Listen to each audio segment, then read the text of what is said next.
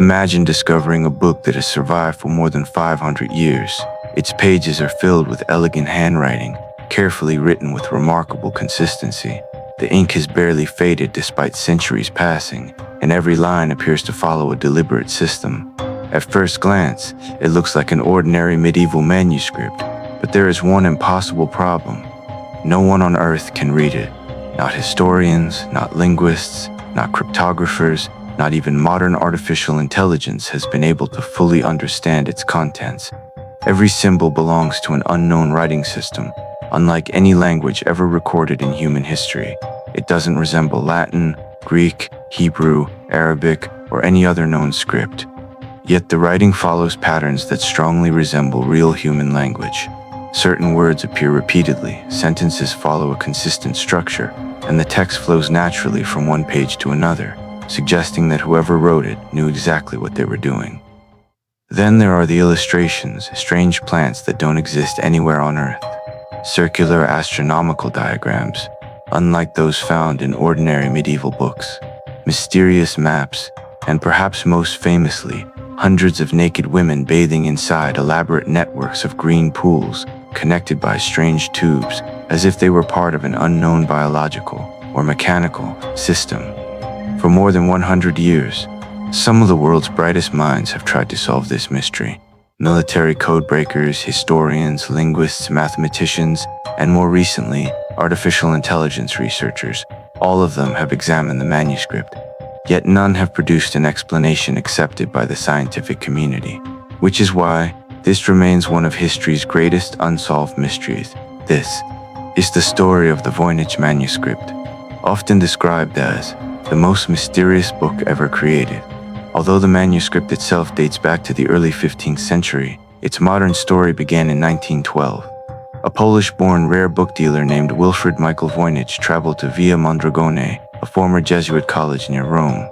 At the time, the Jesuit order was quietly selling part of its ancient library to raise funds, giving Voynich access to hundreds of forgotten manuscripts that had remained hidden for centuries. While searching through old wooden chests filled with dusty books, one volume immediately captured his attention. Its writing was completely unfamiliar. Its illustrations looked unlike anything he had ever seen. And hidden inside the manuscript was an old 17th century letter. A letter revealing that scholars had already struggled to understand the book hundreds of years earlier. Realizing its extraordinary importance, Voynich purchased the manuscript and introduced it to the academic world, unknowingly beginning one of history's greatest intellectual mysteries. Ironically, his own life was almost as extraordinary as the manuscript itself. Before becoming a respected rare book dealer, Voynich studied pharmacy in the Russian Empire. Later, he became involved with revolutionary political movements opposing the Tsarist government. He was arrested, exiled to Siberia, a punishment from which very few people ever returned. But Voynich refused to accept his fate. He escaped, made his way across Europe, and eventually settled in London. There, he built a successful career dealing in rare books and historical manuscripts, a profession that would ultimately lead him to the discovery that made his name immortal. Yet despite discovering one of history's greatest mysteries, even Voynich himself never came close to solving it. Years later, modern science finally answered one important question. Using radiocarbon dating, researchers determined that the parchment used to create the manuscript dates from approximately 1004 to 1438. This means the book is genuine, produced during the late Middle Ages, long before the printing press transformed Europe. Further analysis of the ink and pigments reached the same conclusion. Everything points to the manuscript being authentic, not a modern forgery, but proving its age only made the mystery even deeper. Tracing its ownership through history is far more difficult. The earliest confirmed owner was Georg Barisch, a 17th century alchemist living in Prague. He spent years trying to understand the strange book, but eventually admitted defeat. Believing someone else might succeed, he contacted Athanasius Kircher, one of Europe's most celebrated Jesuit scholars. Kircher had gained fame for studying ancient languages, and many believed he possessed an extraordinary ability to decipher mysterious texts. After Barisch died, another scholar named Johannes Marcus Marci inherited the manuscript. Eventually, he sent it to Kircher in Rome. Along with the book came a fascinating letter. According to an old rumor, Holy Roman Emperor Rudolph II had once purchased the manuscript for 600 gold ducats because he believed it had been written by the English philosopher Roger Bacon. It was an extraordinary story, but modern evidence tells a different one. Radiocarbon dating shows the parchment was produced decades after Roger Bacon's death, so the legend cannot be true. Yet the rumor reveals something equally fascinating. Even 400 years ago, the manuscript was already mysterious enough to inspire legends about its origin. And that raises an even bigger question. If Roger Bacon didn't write it, then who did? Or perhaps an even more unsettling question, why would someone spend years creating a book in a language that no one has been able to understand for more than 5 centuries? To understand why the Voynich manuscript has fascinated researchers for generations, we first need to look inside its pages. Although several leaves have been lost over the centuries, the manuscript originally contained around 240 pages and appears to be divided into several major sections. Interestingly, each section seems to focus on a completely different subject, almost as if the book were an encyclopedia written in a language that humanity has forgotten. The largest section is devoted to plants. At first glance, the illustrations resemble the herbal books commonly used by medieval physicians. During the 15th century, books filled with medicinal plants were extremely valuable because they served as practical guides for treating diseases and preparing remedies. But the plants inside the Voynich manuscript immediately present a problem. Many of them simply don't exist. Some leaves resemble those of familiar species, while the flowers belong to entirely different plants. The roots often appear unlike anything found in nature, creating bizarre combinations that seem biologically impossible. Because of this, some botanists have suggested that the illustrations may represent stylized versions of real plants, while others believe they were intentionally created by combining multiple species into imaginary ones. After decades of comparison with thousands of known plants, no consensus has ever been reached. The mystery only deepens in the manuscript's astronomical section. Here we find large circular diagrams filled with stars, suns, moons, and the 12 zodiac signs. Around many of these symbols are dozens of small female figures, each holding stars or standing inside decorative circles. Medieval astronomy and astrology were often closely connected, so the presence of zodiac imagery is not unusual by itself.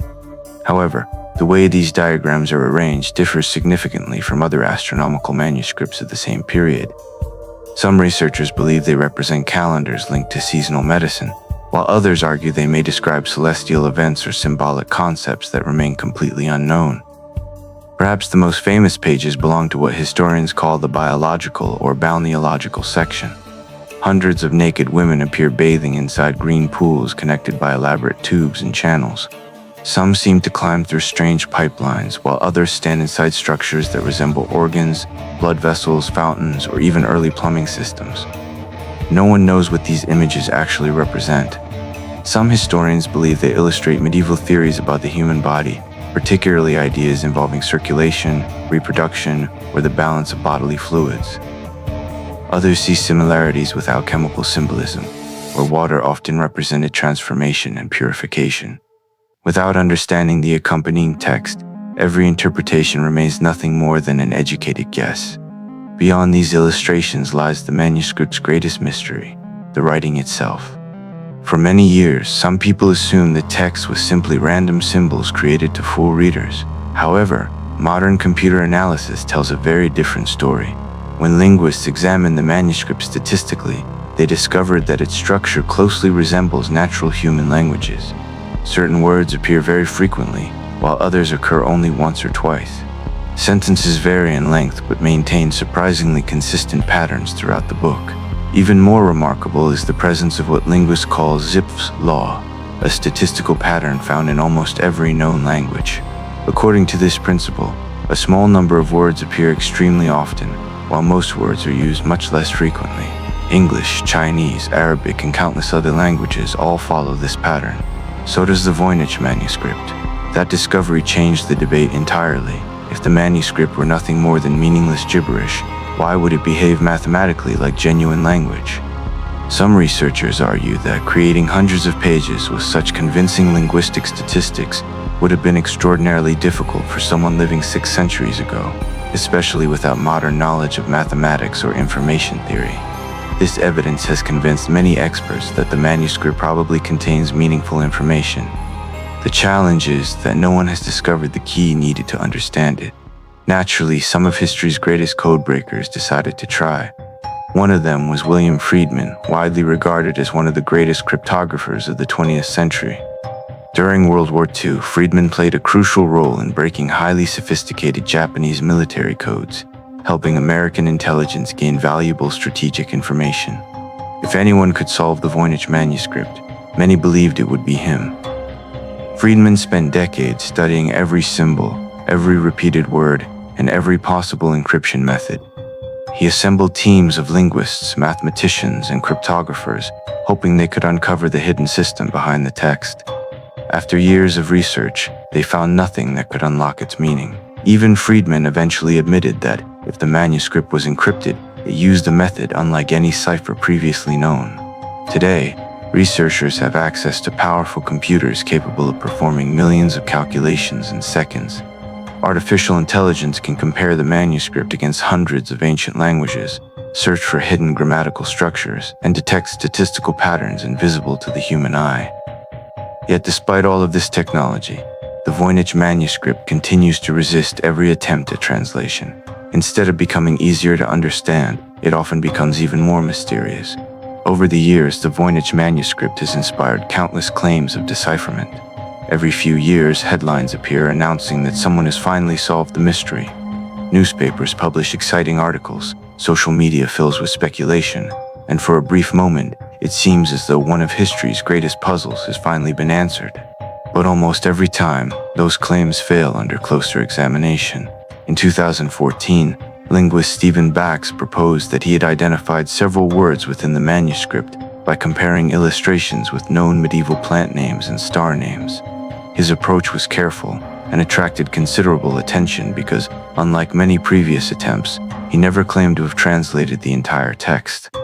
However, other specialists argued that the evidence was too limited. The proposed translations could not be applied consistently across the rest of the manuscript, leaving most of its content unexplained. Then, in 2017, historian Nicholas Gibbs claimed the manuscript was simply a medieval medical handbook written almost entirely in abbreviations commonly used by physicians. The announcement quickly spread around the world. For a few days, many people believed the mystery had finally been solved.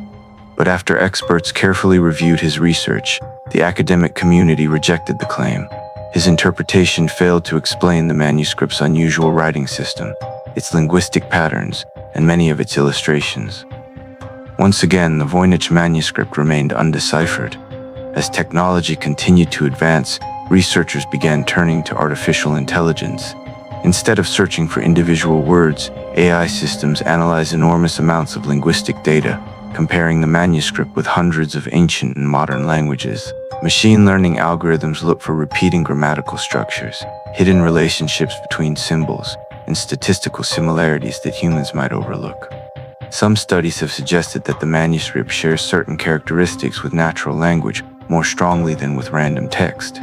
Others have proposed similarities to Hebrew, Nahuatl, or even early Romance languages. Yet none of these ideas has produced a translation that withstands scholarly scrutiny.